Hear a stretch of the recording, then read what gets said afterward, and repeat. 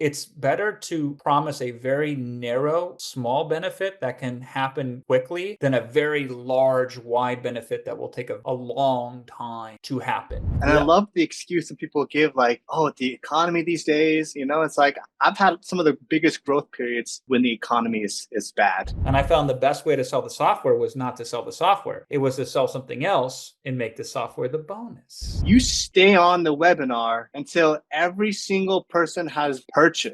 Jeff Bezos has this saying. He says, "Your margins are my opportunity." And I love that.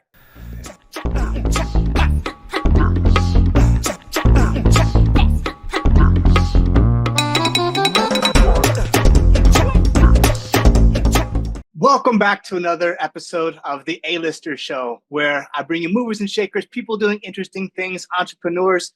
Today's guest is no different. In fact, we have a super amazing guest today. We have the GOAT of webinars on with me today, and I'm super excited to dive into it. Jason Fladlien, how you doing today? I'm doing better than good. How are you doing? All right. I'm doing wonderful. I'm streaming here from Brazil. So, it's not every day I get the opportunity to do something like this. So I'm really excited to hop on with you. One of the reasons why I'm really excited is because we're going to have a really high level conversation here because I love webinars. You're the webinar dude. And so people that are interested in webinars are going to get like massive amounts of value to this from this. There's different perspectives. Like maybe you're speaking to somebody sometimes that if you're doing a podcast where they're just new in webinars, so there's some kind of introduction stuff, or someone that's never heard of a webinar. But I wanted to give value to a different type of audience, somebody that's maybe done a few webinars and they're looking to kind of level up, and so we can kind of push the boundaries of the value equation here. So first, I want to just kick off with a fun question. I'm curious, did selling weed out of your mom's house prepare you to sell on webinars? Oh, hell yeah, it did, right? So, yeah, I started selling weed about 14 years old. And I learned a lot about marketing without being aware of it. It definitely taught me a few things. It taught me really the hustle, but I didn't know any better, right? My mom was a drug dealer and she ended up going to prison for it. And she dealt a lot harder drugs than weed. So A, you model your reality. So that's a lesson there. So when you're around that kind of stuff, you're just like, okay, cool. And B, like I looked at it as a strategic advantage. I didn't use those words back then, but I had the plug, so I had connections because I knew the people that my mom ran with. So I had an inside deal there. And also, I had an advantage because other kids my age selling to high schoolers, like, what were you going to do? Meet them in a field somewhere? I'd just be like, yeah, come to the crib, deal it right there because I could do that. I didn't have to hide it. I could get away with it. So, like, two strategic advantages right there. So, it actually taught me more about marketing than sales, like the direct sales. And, I have guys pushing for me. So they would go out there, get the words, they would come back, pick it up from me, and then they would leave it. So we didn't have a lot of traffic. But yeah, it's thank God my kids don't have to deal with that kind of stuff. But once you live a life like that when you're young, business is easy. So and everybody else is out there like you gotta hustle, you gotta grind. It's like the upside of having a very traumatic childhood experience is it puts things into perspective and it makes building businesses way easier because it's not as hard. Yeah. I mean, especially since you had basically employees and people working for you. So that was your first experience with management in a way. Most people True. don't Yeah. hire the first employers and don't hire the first employees until they're in their 20s or they already have a business big enough that demand employees. But you're like, okay, trustworthy communication, like all these different like life skills that get built into a little hustle. I think it's pretty cool.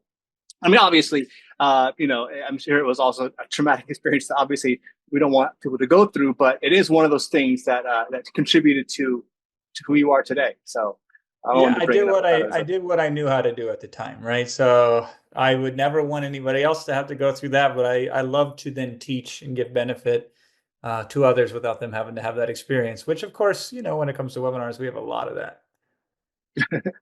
Okay, so in preparation for this podcast, I did do some searching and I tried to find Jason Fladlien rapping as a monk.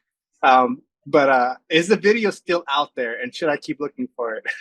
Uh, there, I think there's a couple slices of a video out there for it, like of me rapping.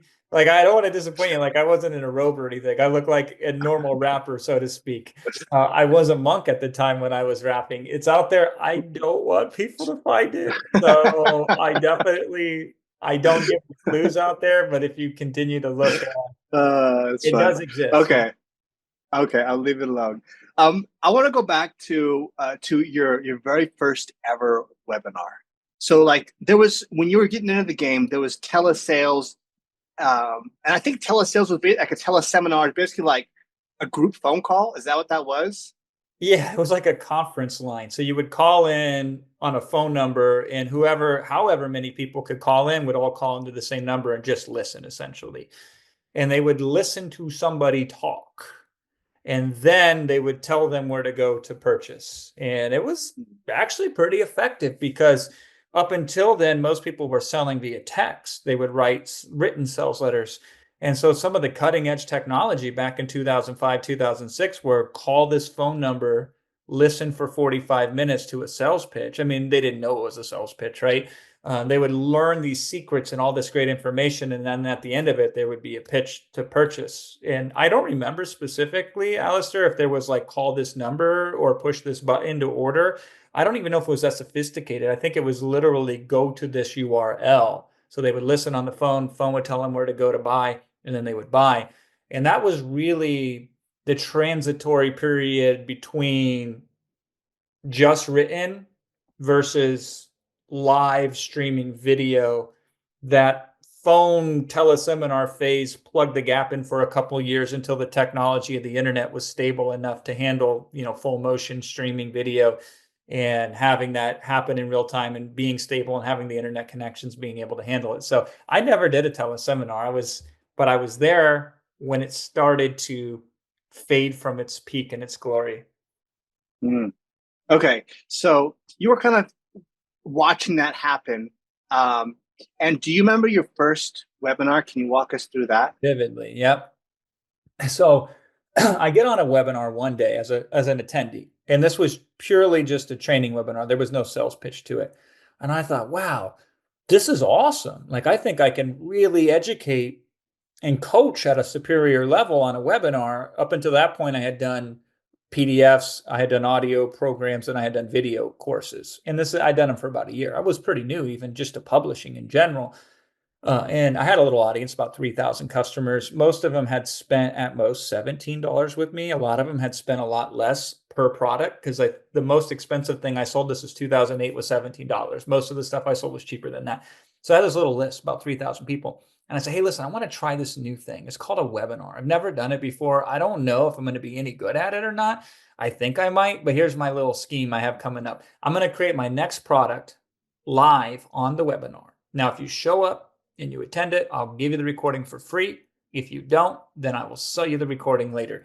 So I'm thinking, Alistair, that I'm going to get a whole bunch of people to show up to this thing because why not? It's going to be great education. They can skip the line and not have to pay for it. They can get it for free. And 17 people showed up. So I was like, huh, okay. All right. But 17 is 17 souls. That's Wait, out of something. the 3,000, so Yeah. you publish it to your 3,000, try to get those people to show up. And you thought maybe like 300 or 400 would show up. I thought we were gonna have a packed house, right? Like 17 is not what I expected. But you know what? I played a who shows. So I trained on that thing for a couple hours hard, and people loved it. And I got such good testimonials.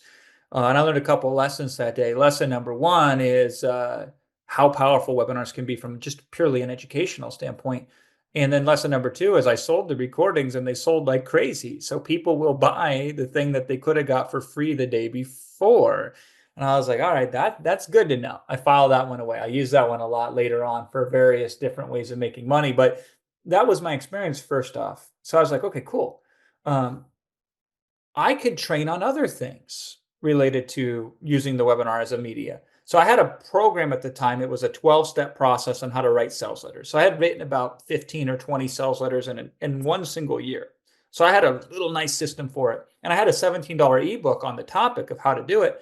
So I thought, you know what? 12 steps, 12 sessions, 12 webinars. Let me sell that.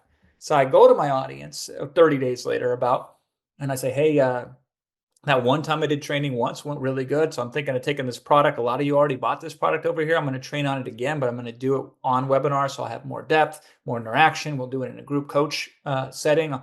I want to take on a small amount of people just to see the experience, to see how it works.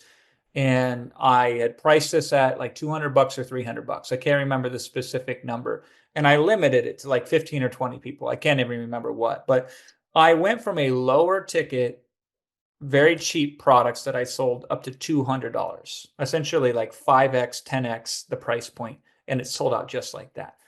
And I'm like, oh, this is money. Now, I had to train for 12 sessions on each topic, and I would train for about 2 hours. So this is 24 hours committed of being on a webinar live. And that got my reps in. So again, let's track it. I haven't sold a single thing on a webinar. I've only used a webinar to fulfill on other things. And so then the next progression was when I finally sold. And here was my thinking, Alistair. I'm like, I could do a webinar and then say, hey, did you like this one? Would you like to do 8 more just like it, where we can go even more in depth on this topic? Because I can't cover everything in one webinar.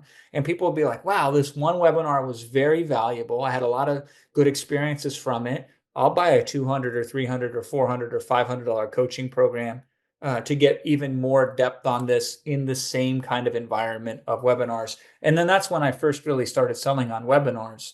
And so a lot of people, they want to skip all of those steps. They just want to model the webinars now that I use without putting in the reps to get there ahead of time, which is probably easier when it's all said and done when it comes to making money. So by the time I did my first pitch webinar, Alistair, I had already like 25, 30 hours of experience just on fulfilling via webinar. So it wasn't that hard of a transition then to pitch. And then I made the first thing that I pitched on a webinar the easiest thing ever to pitch, which was like, again, because I'm a musician, I come from those days. The best way to sell a record is to give the best song away for free. And then you say, do you want the rest of the album? And that's essentially how I first sold on webinar. So I made it as easy as possible to succeed. And then, just kept stacking wins on top of it and getting a little bit better along the way. What year was this? And what was that time frame look like? 2008 is when I started, and 2009 is when I really felt that I had locked it in. Because in 2000, at the end of 2009, I wrote a webinar that to this very day, 16 years later, still runs in 85 to 90% of the same structure, same Wow. setups, same closes, same product. Just obviously we've updated the product over the years. That's when I really knocked it out of the park with my first webinar that went far and wide and long, was a 2009 in that era. But yeah, we're talking Was dinosaur years on the internet. was that the Amazon one? No, this was on how to create information products. It's called Okay. Product E-Class. And it was a really cool webinar. I didn't even know what I was doing, man. It's like you figure the techniques out later, you just channel them, and you don't even know that you're doing awesome stuff. Some of it isn't awesome, but there's a few things that are awesome. And then later on, I step back and say, whoa, that was awesome. Let me now systemize it. So that Yeah. webinar, it was fantastic. It did a couple things that to this day are now standard. Like one of the things that I teach that is specifically Fladlien that everybody knows comes from me. Because there's a lot of stuff I teach that other people steal and then they don't realize it comes from me. We can talk about that. But there's one thing Yeah, I was like about that distinctly. too. Yeah, we will get on that. But there's one thing distinctly is I do these pop quizzes at the beginning of the webinars. So this is how old I am in this game. Is I used to watch the movie Speed with Keanu Reeves, which is nobody knows about it anymore. But back then it was, bus goes 50 miles an hour, can't drop below Oh 50 yeah, Chink miles. Up. That's a Yeah, good one. it I is a like that good one. one. So there's a part in the movie where the guy goes pop quiz hot shot, the guy that had wired up the bus, he calls Keanu Reeves, and I said, oh cool, I'm going to use that in a webinar. So I start the webinar off that way, pop quiz hot shot, and I ask him 5 true or false questions, or multiple choice back then. The evolution is now true and false.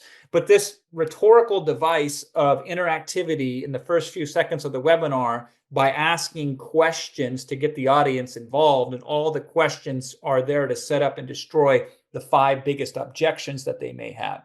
So true or Mm, false, you have to be an expert to create and publish and sell information products. And the answer to that is false. Now, false. Now, if you are an expert, there's ways I can teach you to leverage this, but here's the good news.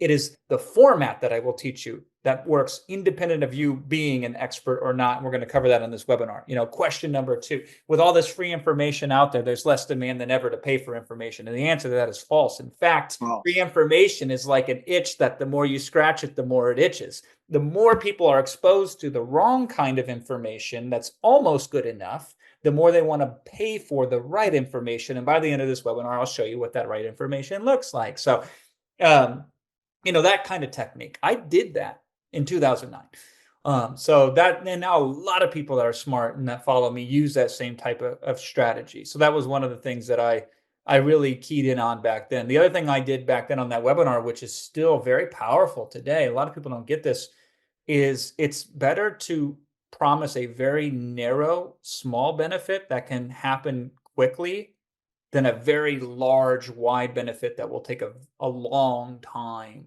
to happen. And that's how that whole webinar was framed. So I basically taught people this system called one problem, one solution, one sitting. That was the mechanism of the webinar, if we want to use a technical term. And I taught them how to create $4 ebooks. That's what I did, right? So find one problem that you can solve in a single setting, meaning you could create the info product in a single setting, and give only one very specific step-by-step solution to it. So these are like 4, 5, 6, 7, 8 page ebooks that you would sell for $4, 5, 6, 7, $8. And everybody back then, and even today, here's how you make $1 million publishing information. Here's how you do all this fancy, crazy stuff. I'm promising small, tiny results.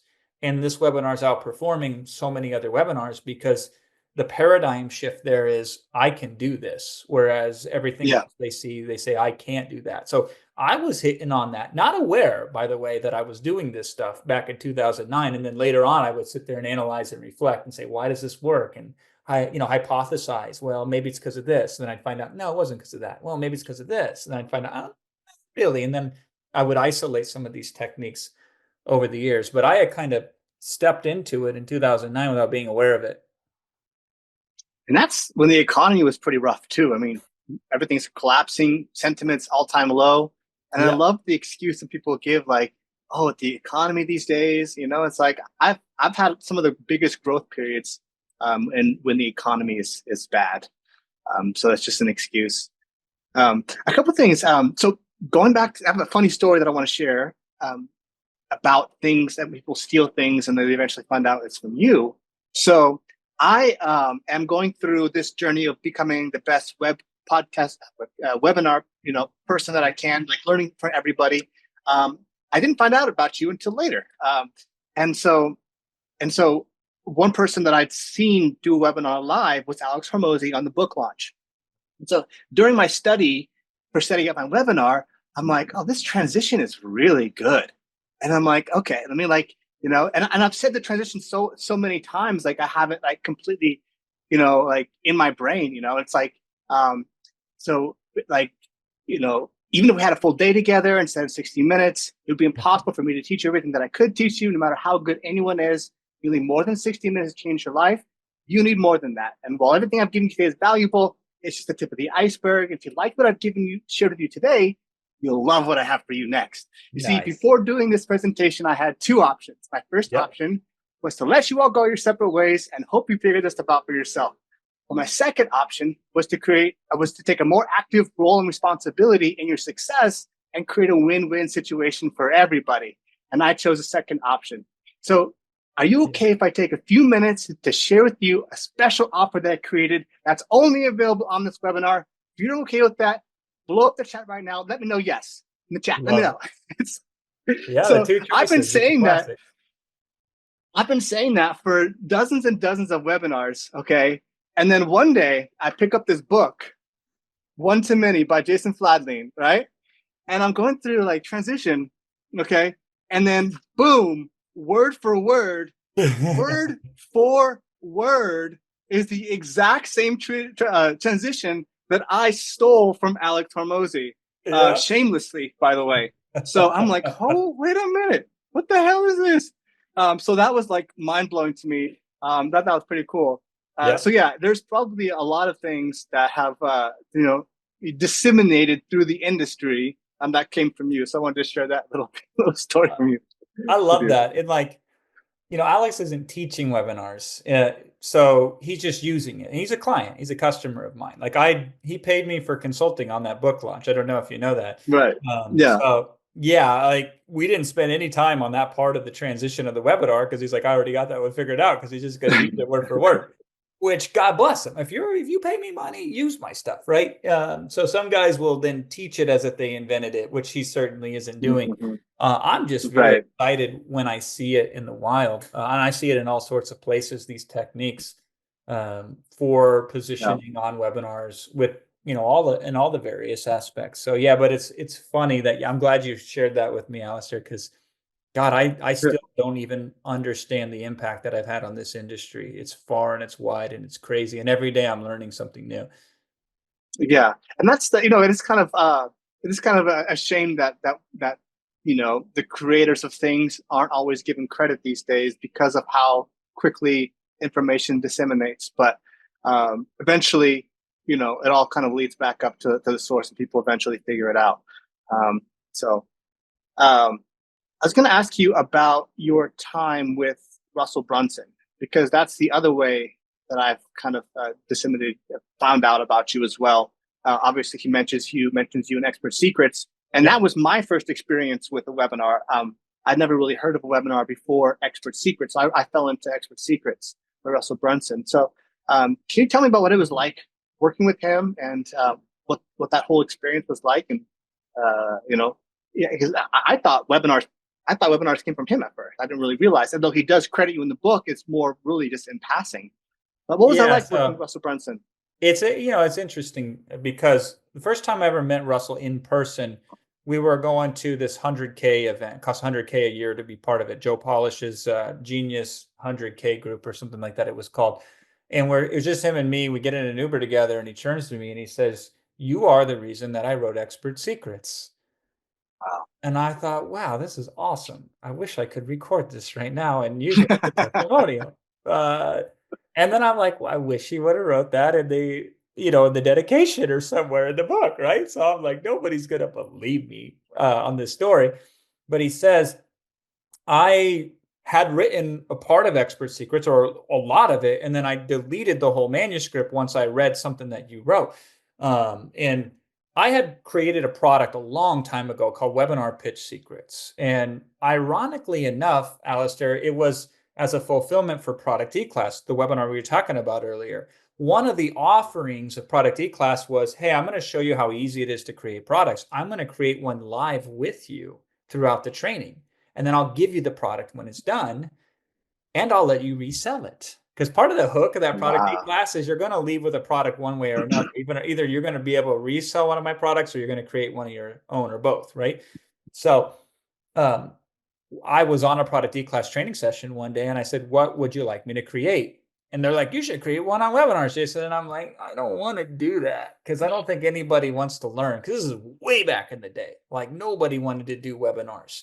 So I said, fine. So I wrote this thing called Webinar Pitch Secrets. And then because it was a resale rights product, all these people put it into their members area and gave it away as a bonus or sold it without being directly attached to me. Huge mistake. Like I had no idea that this would happen, right? And so Russell got his hands on one of those from somebody because he bought somebody's product or somebody forwarded it to him or whatever. And in that book, there's a thing I teach about belief patterns, breaking belief patterns. So the the thing that will stop somebody from buying anywhere, but especially on a webinar, is a limiting belief. And if you can stop the biggest excuse that will prevent them from saying yes, then they will say yes. And that's what I focus on more than anything is eliminating a reason to say no. So the most powerful ways to do that is with breaking belief patterns. And so he saw that, and then he turned that into how to become an expert. So he took an idea that I used in webinars and broadened it and put it into Expert Secrets. Now he still teaches a whole bunch of stuff on webinars in there, right? Um, so he saw that, and that inspired him to create Expert Secrets. And he's obviously modeled his webinar trainings off of the source of what I've created, because one of my models is a 3 secrets S type approach. I didn't call it that, right? But basically, when I teach webinars, there's only two ways you can do anything on a webinar when it comes to the content. You either give it by step-by-steps, or you give it by what I call factors. So you either show somebody step one, step two, step three, or you show them these are the three most critical factors involved when it comes to XYZ. I didn't have it, I didn't come up with this cool name like secrets or whatever, but that's the model. And it all comes to a paradigm shift, as we've discussed already. So he learned so much from those trainings and then found other trainings of mine and synthesized that into what became in Expert Secrets, which has allowed him to reach the most amount of people when it comes to webinars, right? Now, here's the other thing. This is the other big impact that I can say that I've had on them. Probably the biggest impact was they were selling ClickFunnels back then and they were not making money with it. They were losing a lot of money. And then he read something that I had wrote in one of my training programs that he bought from me. And it said, because this is what I learned in 2010. I started selling software in 2010 on webinars. And I found the best way to sell the software was not to sell the software. It was to sell something else and make the software the bonus. Very tricky stuff, very slick, not in a negative way, like in a really awesome way. Because if you sell the software, then they focus on the software. Well, what level should I pick from? There's a light and a medium and a heavy level. And should I do the $99 a month level or the $299 a month level? Like it becomes a whole thing. And it's like, well, does this feature work? And what about this feature? And what about that thing? And you spend all this time on features. And so it's very distracting. And the other cool thing about software is you can create a high retail value associated with it. So if I have a $299 a month thing, if you pay me for a full year, that's $3,600. If I'm willing to give you a full year of that software at a discount instead of paying monthly, I can discount that thing down pretty significantly. And even better is if it's free. Buy my $1,000 product over here where I train you on XYZ, and I'll throw in a year of this software for free. And they're like, wait a second, this is $3,600 of software for free when I buy a $1,000 thing? And then I can figure out after a year what I want to do with this software. Do I want to upgrade? Do I want to downgrade? How much do I use it? All of those objections go out the window because you just say, I'll give you the best version. And then if you don't need it, we'll downgrade you later. Or you can cancel it. You never have to worry about paying me, but let me win for you first before you decide if you want to pay me for it in the future. So it allows you to position it like that. So when Russell learned that from me, he changed ClickFunnels completely. And now it's like hundreds of millions of dollars as a company because the webinar pitch became ClickFunnels was the bonus. And so that's probably the biggest impact that I've had on Russell with that kind of psychology. But it always goes back to the offer. Like before we do anything on the webinar, we got to have the offer in mind. I learned more about offers by doing webinars. And now my skill set is actually more valuable as an offer creator than it is as a webinar. It's just, people bring me in for the webinar aspect because that's the fulfillment on it. But the biggest value I ever have in any marketing campaign is figuring out the best positioning of the offer. Yeah. So that's something as I'm listening to you and all the different offers that you're talking about from the by the time you leave this webinar, you're going to either know how to create an e-product, or I'm going to give you mine to sell, or I'm going to give you the first song for free, and then you're going to get to have the rest of the songs later. The software for free. So all these different things, like you could mess up the entire webinar. You could have a terrible webinar, but if you drop a great offer at the end, then that is going to really save a lot. Is that kind of what you found as well? Oh, 100%. As long as you can keep them there, right? Like Yeah, that's they true. could be barely awake, but as long as they're there by the time you make the offer, you got a really good chance if it's a super strong offer. That's why I don't get too caught up, Alistair, in a lot of the technical stuff. Now I know all the technical stuff. And it's funny because a lot of clients will come to me wanting me to optimize the technical stuff in their webinars. And by technical, I mean like, well, Jason, what about word choice? Because like we can do a whole analysis on word choice, like when to use the word but versus using the word and. Often you don't want to use the word but at all. So you wouldn't say like, because I don't even use it, it's so hard for me to come up with an example of that where you can say, hey, listen, this is really complicated, but when it's all said and done, you'll be able to do it, right? Instead, it's like this is really complicated, and you're going to be able to crush this. versus taking it away, invalidating what you just said with the word but versus using the word and. This is like a super esoteric webinar thing that I work with the highest level clients when we're squeezing out the smallest amount of improvements because they add up over hundreds of millions of dollars, right? Active voices versus passive voices. So instead of saying like, where you bury the most important part at the end of the sentence, which is what a lot of people do, you lead with the most important part. And so we analyze webinars for the highest level clients with stuff like that. Mm, Eliminating adverbs, so that way they're not even useful. So if you say he walked quickly down the street, quickly is an adverb. That shows me that the verb is probably weak there. So instead, he sprinted down the street. And, mm, it's like those kinds of things. And I could give you 1,000 little tactical examples. People know me for that stuff because we optimize. We certainly optimize, right? But with most of the people that I work with, it's like, okay, we just got to set the offer up better. We just got to do things over here to get them to the offer. Like a lot of it is framing. People don't understand the basic concepts of framing. So it doesn't matter what you say if it's not in the right frame.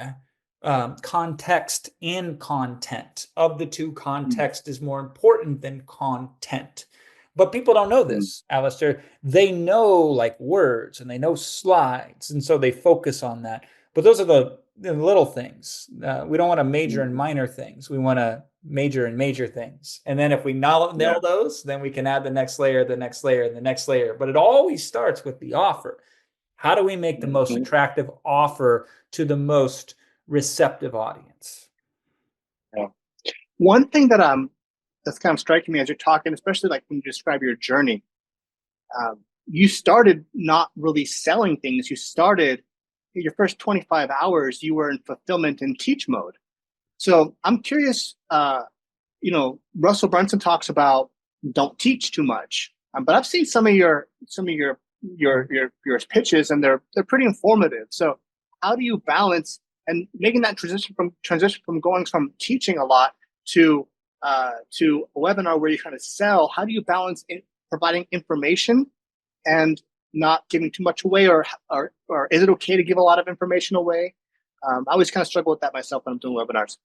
Yeah, it's a tough one, right? So Jeff Bezos has this saying. He says, "Your margins are my opportunity," and I love that. So Amazon, in that context, he means I don't have to turn a profit. I just want to acquire a customer. So I will do it. I can go forever without making money, so I can acquire the largest market share. That's harder, but if it works, it's more valuable.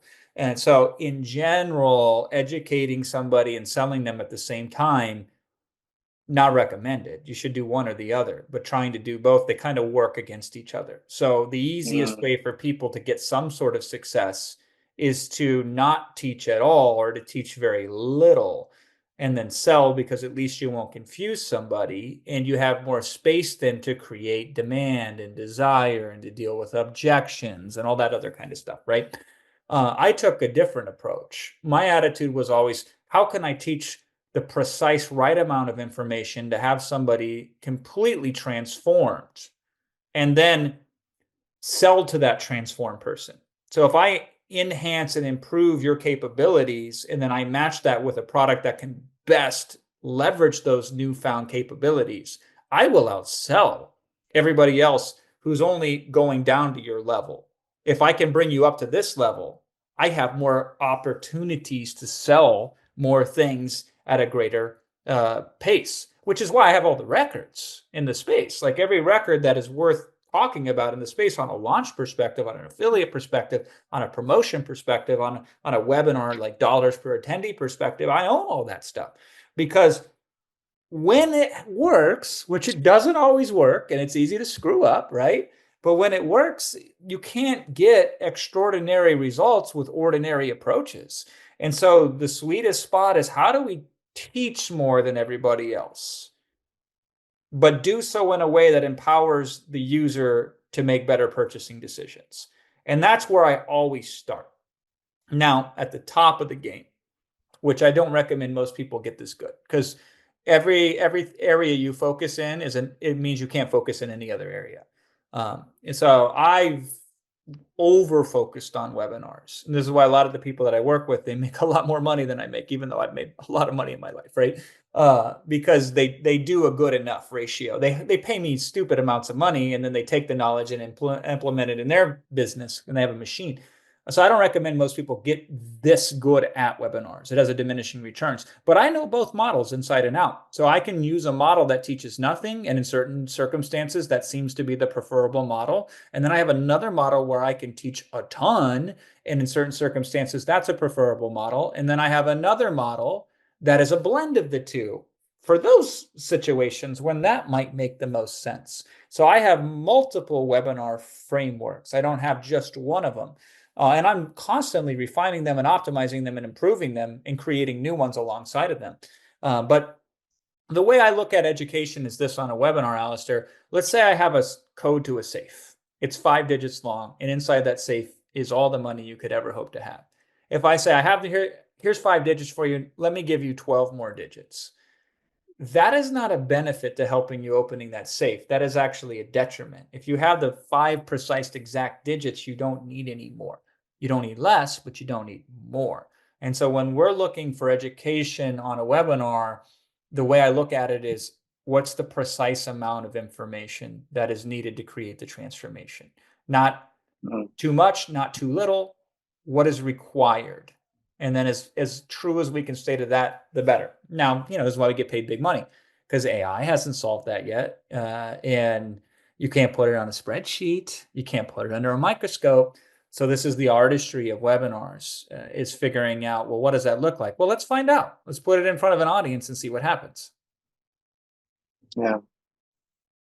Something else I've heard you talk about a lot, and I love, because this is one of the things I kind of figured out myself, is you stay on the webinar until every single person has purchased.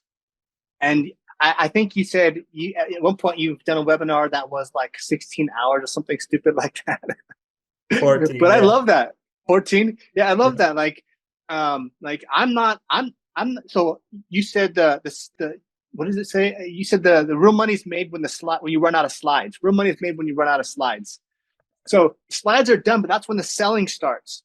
And when I'm doing webinars, I'm like talking to people. I'm like, John, you're still in the chat. Like, what's up, man? You've been on here for 90 minutes. Like, what questions do you have? Like, why haven't you purchased yet? We doing this or what? Like, Sally, like I thought Yeah. you said yes earlier. So I love that. It's like you have that dog mentality where you're like looking for scraps, and you always gotta figure out like where can you just get a little more, a little more. But I'd love to know about your 14-hour webinar. How did that even happen? Were you planning that? Did you go to the bathroom? Like, what is that about? Yeah, that was a good webinar because it was a different framework. So we had this idea one day, we're like, how could we pitch all day long and make people love it? So this is a good creative exercise, is to take the inverse of the thing and see if it's also true, because often it is. So it's like, instead of making fast food faster, you say, how do we make it slower? And you have 12-course meals like I did in Monaco earlier this year at the Hotel de Paris, and it was the most beautiful thing in the world, right? So the opposite of the thing can work as well. So we said, instead of doing any amount of value, what if it was all pitch? What could that look like? And that's when we came up with this idea called Auction Webinar. We went to all these third parties and said, hey, listen, I want your product. I want it at the best price, better than any price you've ever sold it at. I'm going to pitch it on the webinar. And we're going to sign a contract that only allows me to pitch it for the duration that the webinar is live. So that way I can get a really good deal from you and you can feel comfortable with offering this thing. And they said yes. So now I have legitimate scarcity on this webinar. Hey, if I end this webinar now, I can't sell you this product anymore. So we got to make sure you really don't want to buy this product before I end it. Are you sure you don't want to buy it? And I had like 25 or 30-ish products. So we would, dog and pony show. Here's the first product. Here's what's exciting about it. Here's why you should consider buying it. Here's the price that it normally is. Here's the best price it was offered at one point in time. Here's our price today. We'll give you a few minutes to ask some questions about it, purchase it. If not, we're going to move on to the next product. And then we cycle through. So most of my webinars that go long, here's a little nuance to it that a lot of people aren't aware of. I have a business partner. His name's Wilson Matos, and he's been on a couple thousand webinars with me. So we're pretty good at this stuff. So I will do 80 to Did you say a couple 1,000? Yeah, a couple thousand, right? How many webinars have you done, do you I think? don't know, but a lot, right? Yeah, I mean, you take 17 years and you start running some math on it, it's not that Wow. outrageous. During the biggest launch we ever did, the $57 million launch, we did 24 webinars in 2 weeks. And so, yeah, just like, and we did that Wow. launch twice that year. I think we did 50 webinars just for that. What to speak of all the other webinars that we were doing. So yeah, a lot. And so I do 80 to 90% of it. Will do the other part. And occasionally there we'd had somebody else come in and do it. But I did about 80% of that. So, you would work as hard as you could. You'd take a little break. Somebody else would pop in, do some relief for you. By the way, that increases conversion rate. When you switch the voices after a while, it resets the attention. It gives a new perspective. Right. There's a lot of psychology that we accidentally figured out later on. We were just doing it out of necessity originally. But when you have a lot of people on a webinar, this doesn't work if you have 50 or 60 people on as well. But if you have like 300 or 400 people on and you've ran out of slides, but people are still active, this is a very short period of time when you have massive influence over helping somebody make a right decision. So if you don't take that opportunity, it's wasted. So to me, it's like I'll work a couple extra hours because the return is outsized for the amount of effort that's put in. It's rare to have those opportunities, so we better take advantage of them. And that's why I'll go for an extra 2 or 3 or 4 hours on the webinar. Alistair, I'd probably do it anyway, just because I have this service in my heart. If I'm working in a market and I see them in pain and suffering and I feel like I can do something about it, I would probably stay on even if it didn't mathematically make sense to. It's just who I am as a person. Now, it turns out it's fantastic. This reminds me of another thing that I taught Russell. He did a podcast on this. You can find it. When we promoted ClickFunnels, Russell did his thing, and then I stepped in and closed for 2 more hours afterwards. And it was the best webinar they ever had. And Russell was at first freaking out, and then he figured out what I was doing. Because you know what I did, Alistair? What'd you do? Every time he said something on that webinar. Now, keep in mind, this is an awesome webinar. The ClickFunnels webinar is, but every time he said something that maybe could create a possible objection from anyone, I wrote it down, wrote it down, wrote it down. And then I had 16 things, bang, bang, bang, immediately to hit off with. And then as I started flowing, the audience started giving me more. We started playing with it. We started vibing off the energy, and it just crushed it. And then that became another part of their process that they now use, that they learned from me. And that's like, you keep closing. If they keep buying, you keep selling. If it's raining money outside, you don't go in and take a nap. Yeah. Yeah. So that's something interesting that I just noticed you talk about. So, uh, how do you incorporate engagement into your webinars? Like the chat, are you talking to the chat? Are you talking to the people? Do you like when people put their cameras up? Do you ignore everybody? What is your idea, your take on engagement? Yeah, I used to be much more hands-on when I was younger because I didn't have as big of audiences in there, and I was figuring things out. So now I typically have somebody that more than somebody, multiple people in the chat that are marking things for me, noting things to touch upon later, even commenting privately because they've been trained on how to respond in those situations. But what I do is create a conversational tone, even if I'm not directly conversing with the audience. So one of the things that is easy to do that a lot of people should do and very few people do is get commitments at various parts in the webinars. So at the very beginning of the webinar, you can give a commitment like this. I'm going to do the damnedest that I possibly can to help you out with X, Y, and Z. I'm going to give you everything I have in the next 45 minutes to help you with this problem. But here's what I ask you in return, that you give me your full attention, and that if something makes sense to you, that you commit to me, that you will take action upon it the first chance you get. Will you do that for me? Let me know in the chat, right? So that's a macro commitment. That's a big commitment. There's also micro Yeah. commitments where you could say something like, hey, is this getting you excited yet? Are you seeing some possibility here? And those are micro commitments. So you want to create things for people to write in the chat if they want to, but if not, at least in their head, say yes to or think about. And then you can do specific engagement devices like true and false questions. Type T if you think this is true, type F if you think this is false. You can and should program those in if you're doing live webinars. It's kind of weird if you do them automated style. There's a whole different protocol for that. But I'm always thinking conversations, not presentations. And I'm always speaking to the individual. So I'll give you a little cool example of this. Say you have audiences that, some of them are beginners, some of them are intermediates, and some of them are experts. You could say something like the following. You say, I'm not sure where you find yourself right now. Maybe you're at the beginning of your journey and you're just getting started, which is exciting, but it's also terrifying because you don't know what is what. Or perhaps you've walked down the journey a little bit of the ways. So you're a little tired, you're a little wore out, but you kind of know the land, you know where you want to go, but you're not sure how you're going to get there. Or maybe you're very far in the journey and you're almost to that destination and you want to get there as fast as you possibly can, regardless of where you find yourself today, dot, dot, dot. So I spoke to 3 audiences covertly while only addressing one person. And I was true to all those audiences. I didn't invalidate any single one of those. So this is a way that you can have this conversational tone speaking to a market, but appearing as if you're only talking to an individual there. So those are some of the things that I Mm, look at when I'm using webinars. yeah. Another thing I've heard you talk about is emotional states. And I just came back from seeing Tony Robbins at Funnel Hacking Live, and so I have states on my mind. So, how do you induce a state in somebody? Yeah, so Tony's the very best in the world at it, by the way. Nobody's better at it than him.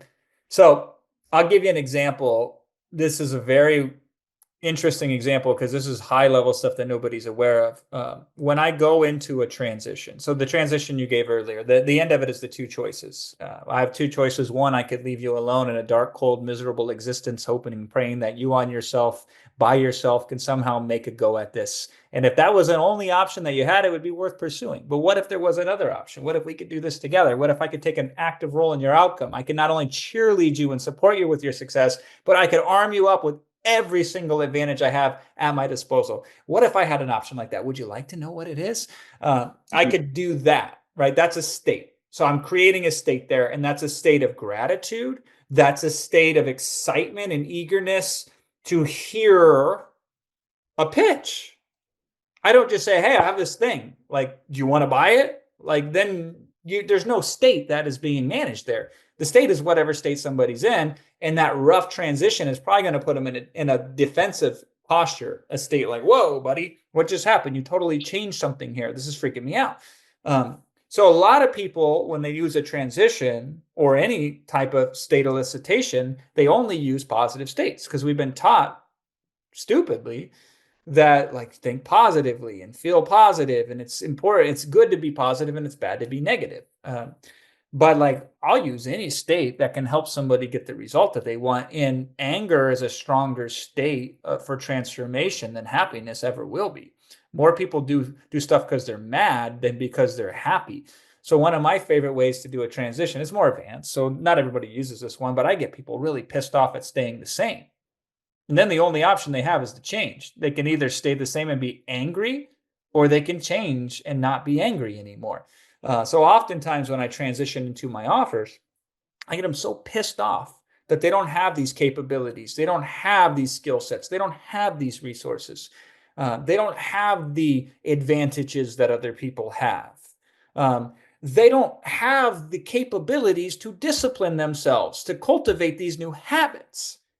I want to get them mad about that because then I'm going to sell them something that doesn't require those habits to even be created because I don't trust them to develop those habits. Because if I leave them to do it on their own, they're going to screw it up. And them failing pisses me off more than it pisses them off, which is a transition I've used a lot, right? Like, I don't want you to fail, not because I care if you fail, because it makes me mad to see you fail when I know you shouldn't fail. This is why I'm going to give you X and Y and Z. And this is why I work so damn hard to create these advantages. It's not for you, it's for me. So I can say I helped you when nobody else can help you, right? So, like, these are examples of how we can create states. And curiosity is another very powerful state. If somebody focuses on will this work or won't this work, their state is typically anxiety, fear. Oh my God, what happens if this doesn't work? But if you can shift them into a state of curiosity, I wonder what will happen when we try this, then you get a lot more buy-in. This is often why I frame a lot of the promotions that we do when we're initially testing them out with, I don't know if this will work or not. I got this idea. I think it's awesome, but I don't know if it will work or not. You want to find out what it is? Maybe go on a little journey with me? And then the audience is like, ooh, okay. Now they're excited. Now they're like, I've never had this experience before. I'm very curious what will happen. And so here's a great way to state check your information. So when you're doing the education portion of your webinar, state check it. Okay, hearing this, what state would this put somebody in right now? And if it's a state of overwhelm, we have a problem, right? If it's a state of curiosity, or if it's a state of eagerness, or some other state that's more useful to us, then we're on the right track. But yeah, Alistair, most people don't consider state management at all, or state elicitation, when it comes to presenting, which is crazy because how we feel is more important than what we know. These days, are you teach? I know you have your book. I know people pay you a lot of money to consult. Are you teaching? I know you have your content and stuff. Are you teaching people webinars these days aside from like Yeah. the free stuff and your are you focusing on that? Do you have like courses and things like that that you help people? Yeah. Um, okay, Yeah, we have our I'm Go curious. Webinar course, which is like $2,500. I went through 32 of my best webinars and put them in there. And every time I teach, I give a specific example because I'm like, I don't like people that just teach concepts. Everything has an example. And then the extension of that is we do the Go Webinar coaching program, which I take a small amount of people on $12,000. We run them through 8 weeks with feedback. So that's like the next level that I'm teaching on right now. So this is where we're at. My goal is, just so you know, I think the next evolution of what will really make the difference in webinars is to be able to develop so many turnkey techniques that I could hand them to a regular coach, the IP, and then have them implement them for clients and get amazing results. So where I'm at right now is refining the process. I can do it.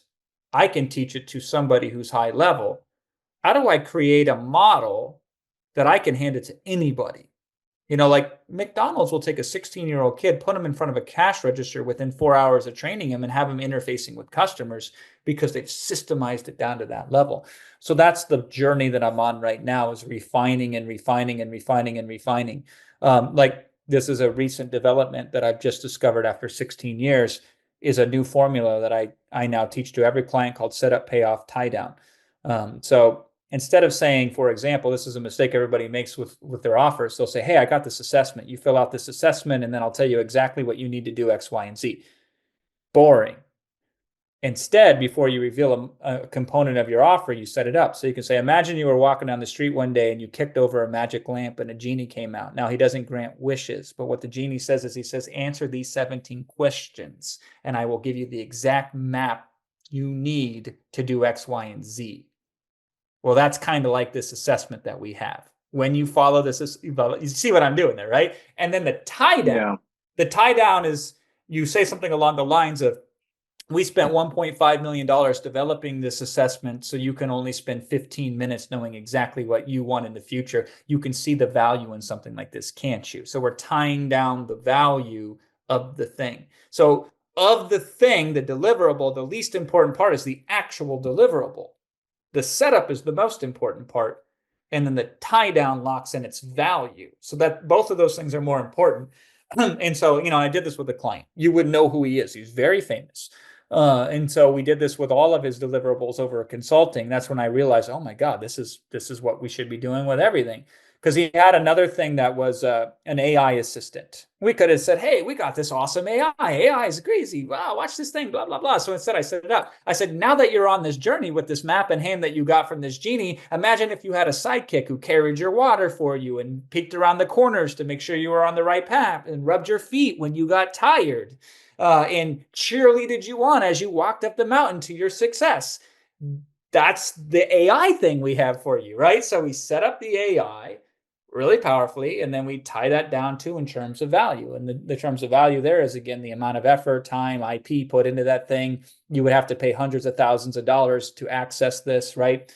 With coaching programs, we set it up kind of like this. We say, imagine walking into a library where all the knowledge is already pulled off the shelves, laid at a table in front of you, and not just each book you need to read, but it's open to the page that you should read. And the page is highlighted with arrows pointing at it saying, read this first, then read this next, then read this next. That's what we have for you with ... right? So setup, payoff, tie down. And that's a Mm. universal formula. So that's my E equals MC square, essentially. So we're trying to build that out for every part of the webinar right now. And I feel like it'll take me Mm. a couple thousand hours, but we'll figure it out. So, So that kind of brings to my next question. So as you're working and with these just so you know, different people, also I have 3 minutes and then I have a paid consult I have to do.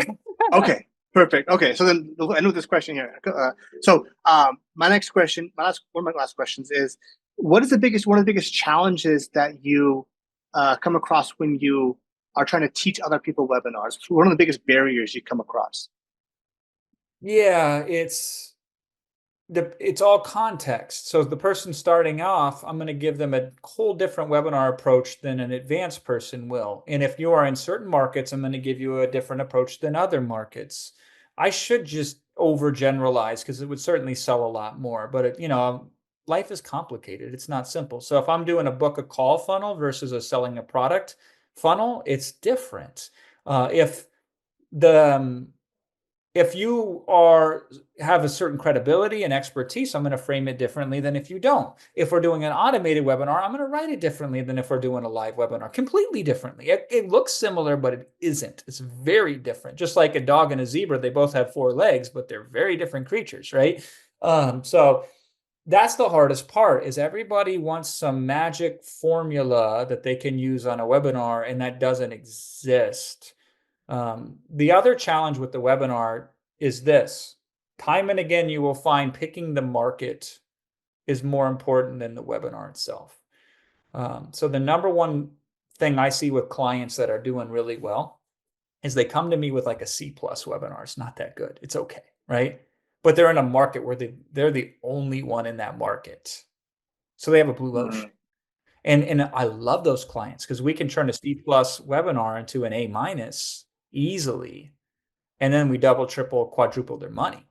But if you can't make it work with an average or even a below average webinar, it's tough to know what markets those are. And a lot of people overcomplicate that. So I say run in a market, throw something at it, see if they buy. If they don't, go to a different market. So there you go. Awesome. Jason, thank you so much for your time today. Appreciate you. And happy birthday to you, by the way. Oh, thank you. Yeah, I turned 42 today.